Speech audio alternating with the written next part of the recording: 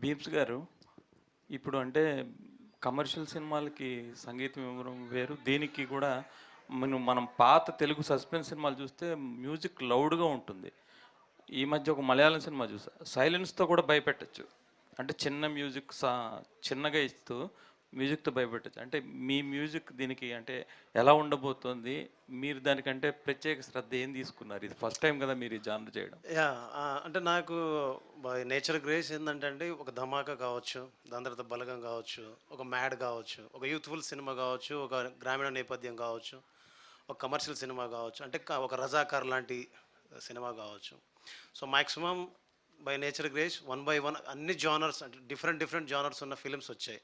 So, ఈ క్రమంలోనే నాకు ఇది వచ్చింది. నేను ఈ మధ్యన ఎక్సైట్ అయిన దాంట్లో ఇదొక subject. At the same time 'dacoit' ఒకటి. అంటే కంప్లీట్ నాకు సంబంధం లేకుండా ఇలాంటివి చేస్తాడా? ఇది ఎలా కుదిరింది? అని కొంత ఆశ్చర్యపోయేటటువంటి కొన్ని విషయాలు ఉంటాయి కదా! అందులో ఇది ఒక విషయం. సో, ఇదొచ్చినప్పుడు ఏంటంటే నేను చేయగలను నాకు తెలుసు.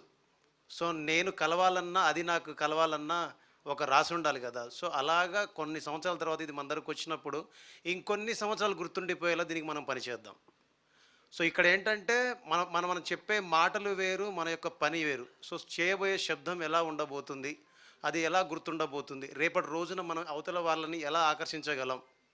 సో, రేపు నేను ఇంకా కొన్నాళ్ళు ఇక్కడ వర్క్ చేయాలంటే, ఇలాంటి సినిమాలు ఇంకా కొన్ని మన దగ్గర రావాలంటే ఇంకేం చేయొచ్చు? సో, ప్రతిదీ ఒక అనలైజింగ్ ఉంటుంది. ఊరికే మన మాట వరుసకో, లేదంటే ఒక చిన్న మ్యూజిక్ ఏసుకోనో, లేదంటే సినిమాని దాటిచ్చేద్దాం అనే అలాంటి ఒక ఆలోచనతో కాకుండా ఒక ప్రాపర్ సంఘర్షణ ఉంటుంది లోపల. సో, దాని నుంచి దీన్ని ముందుకెళ్ళి నడిపిద్దాం. ఒక 'పొలిమేర' లాంటి సినిమా, 'పొలిమేర 2' లాంటి సినిమా తీసిన డైరెక్టర్‌కి నాకు ఎలా సింక్ అవుద్దని చాలామంది ఆశ్చర్యపోతున్నప్పుడు, ఆ ఆశ్చర్యాన్ని నిజం చేయాలనే ఒక ఉద్దేశ్యం ఉంటది గదా!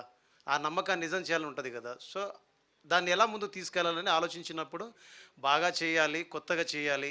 ఇప్పుడు ఎక్కడి నుంచో ఎవరెవరో పేర్లు వింటున్నాం. ఆ భాషలో నుంచి, ఈ భాషలో నుంచి, ఈ భాషలో నుంచి, ఆ భాషలో నుంచి. సో, మన పేరు ఇందాకన్నట్టు వేరే భాషల సినిమాల గురించి మనం మాట్లాడుకుంటున్నప్పుడు, మన భాషలో ఉన్న వాళ్ళ గురించి వేరే వాళ్ళు ఎందుకు మాట్లాడకూడదు?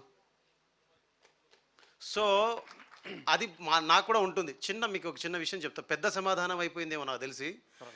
ఎక్కడో పుట్టిన అరిస్టాటిల్ మన పుస్తకంలో పాఠమైనప్పుడు, మన దేశంలో పుట్టిన భీమ్ సిసిరోలియనో, అనిల్ గారో, నరేష్ గారో ఇంకోరి దేశంలో పాఠం ఎందుకు కాకూడదు?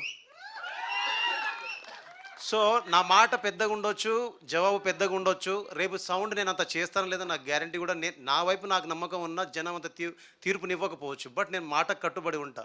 బికాజ్ ప్రయత్నం చేయకపోతే ఓడిపోయినట్టు. నేను ప్రయత్నం చేసి ఓడిపోయినా దానికి సమాధానాన్ని కట్టుబడి ఉన్నట్టే. సో, నేను అనుకుంటున్న ఈ సినిమాకి ఇప్పటిదాకా భీమ్స్ మ్యూజిక్ అందించిన సినిమాలకి ఇది వేరియేషన్ ఉంటుందని నమ్ముతున్నా. బికాజ్ ఈ సినిమా నా దగ్గర ముందొచ్చేటప్పుడు నన్ను సజెస్ట్ చేసింది అల్లరి సారే. దాని తర్వాత చిట్టూరు సార్ నాకు ఫోన్ చేసి, అనిల్ సార్ నాకు కలిపినప్పుడు నేను చెప్పాను. సో, డెఫినెట్లీ ఇది నేను చేస్తున్న ఈ సినిమా నేను చేస్తాను. సో, ఇందాక వాళ్ళన్నట్టు అది నిజం అవ్వాలని మనం కోరుకుందాం. అది నిజం అయ్యేలాగా మీరు తీర్పునివ్వాలని మనస్ఫూర్తిగా నేను కోరుకుంటున్నా. ఓకే. అనిల్ గారు, సూపర్ చెప్పారు భయ్యా, అసలు అదిరిపోయింది.